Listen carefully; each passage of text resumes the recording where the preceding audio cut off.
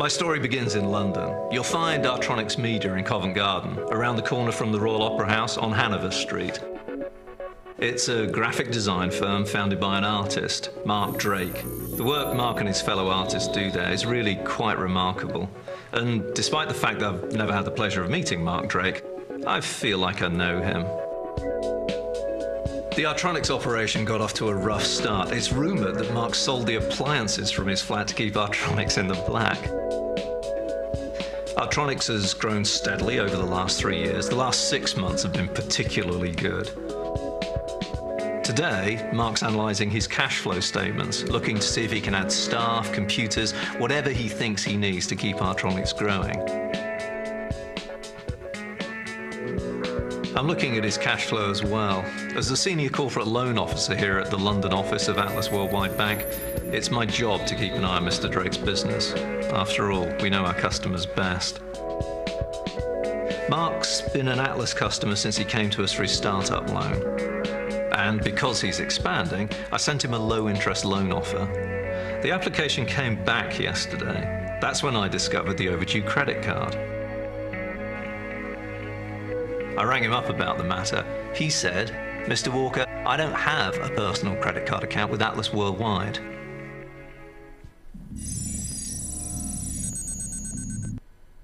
And that's why I sent you the suspicious activity report. Thanks, Robert. Those details are going to be helpful. Do we know anything about who may have applied for this credit card? We don't know exactly who it is, Robert, but we are taking this very seriously.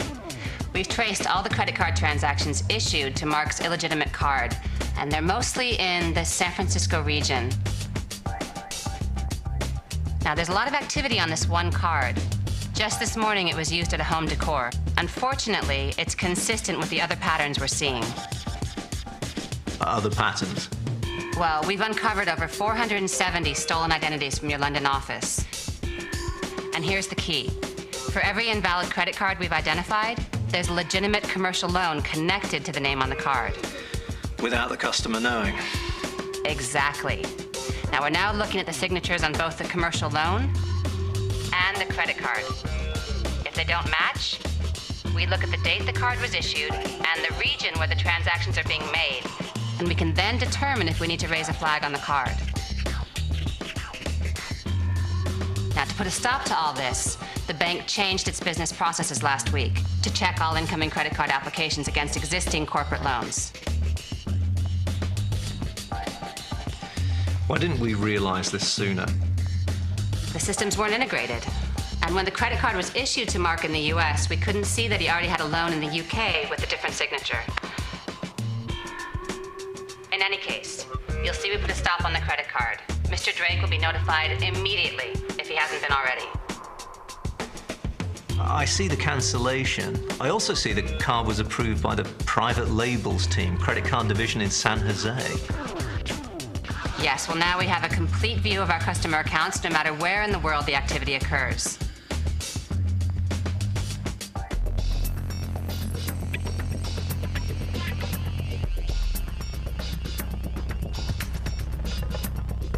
Oh, you know, something just happened in my system. Another credit card application was flagged.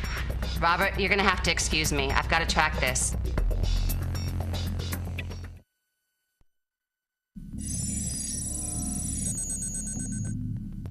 Okay, we gotta cover.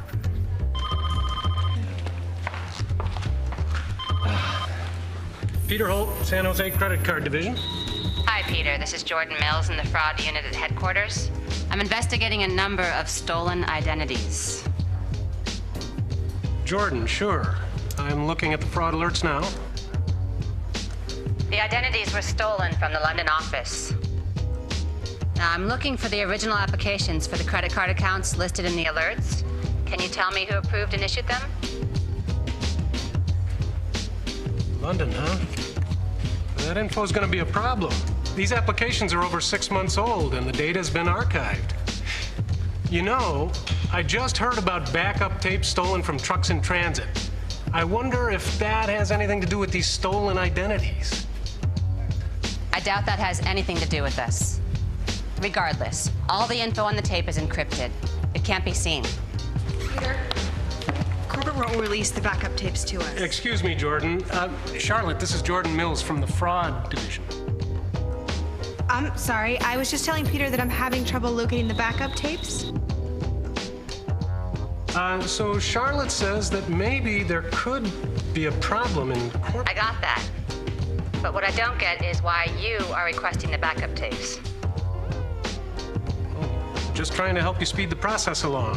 Trying to get you that information. Well, don't bother yourself with that. We have all the data online here. I have the corporate IT guys plenty busy already. We flagged a credit card application that was approved by your division a few hours ago. Could you or Charlotte look that one up for me? Sure. I've got to take this conference. All right, please review that approval and send me the details.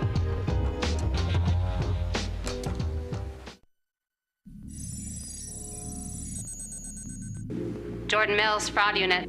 Hi, Jordan. I am Frank Shim at the Singapore National Bank, one of your correspondent banks. I see that you uploaded some information about stolen identities. Yes, that is correct. We have had a number of fraudulent credit cards opened up under those names.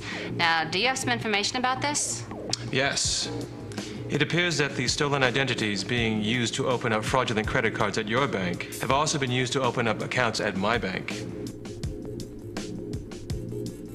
Each of these accounts has had high volumes of wire transfers recently. Indeed. I see the system alert now. We need to figure out where the money is coming from and where it's going to. The money seems to be going all over. Panama, the Cayman Islands, the Isle of Man.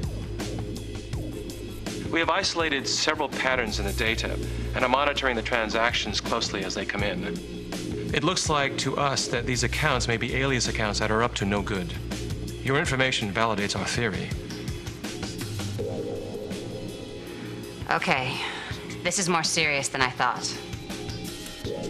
We do have one name that we have been able to link some of the funds to.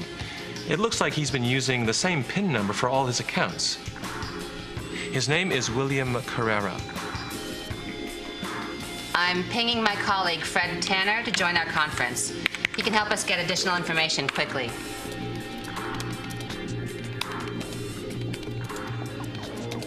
After receiving your alerts, we did a little research on Carrera. I have just uploaded video footage we have when he was at an ATM in Panama. I also attached a few check images with his handwriting on them. Fred, we need any information you have on William Carrera. Of course you do. I was just about to eat my sandwich, and I thought to myself, this is strange. Jordan hasn't called yet to spoil my lunch with yet another urgent request. Don't worry, I can grumble and search at the same time. Fred, you may not have noticed, but I have Frank Shim from Singapore on the conference. Apologies, Mr. Shim. Of course. We're trying to figure out if there is any link between the identity scandal and a high volume of suspicious transactions going back and forth from my bank to William Carrera. Jordan, looks like there was an audited IM conversation between Peter Holt and Charlotte Scott in San Jose. There is reference to a William Carrera here. Funny thing is that a Charlotte Scott has been bugging me about how to get hold of backup tapes all day. I talked to those two just moments ago. I told her not to worry about that. Maybe you need to start worrying about her. And why those two are talking about a William Carrera. Fred, I sent you a credit card application we flagged a couple of hours ago. I'd like to know who issued that application. Oh, I almost forgot. You're gonna love this. I pulled up the application record and noticed that it had been updated after it was flagged. Nothing looked unusual, but I went back to see how it looked this morning, and the application was issued by Charlotte Scott. She tried to cover her tracks.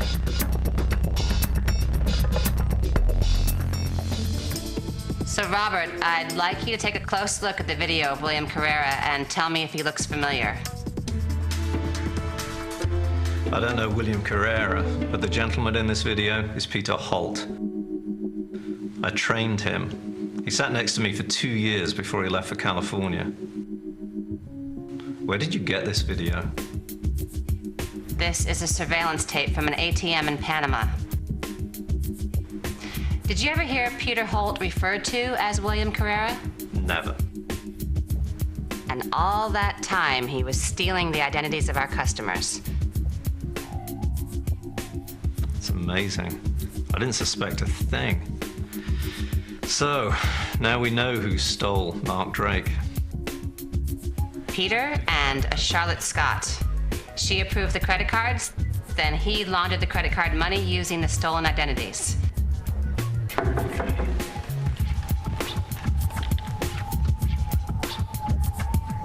It seems, Robert, that you knew Mark Drake better than the man you sat next to for 2 years.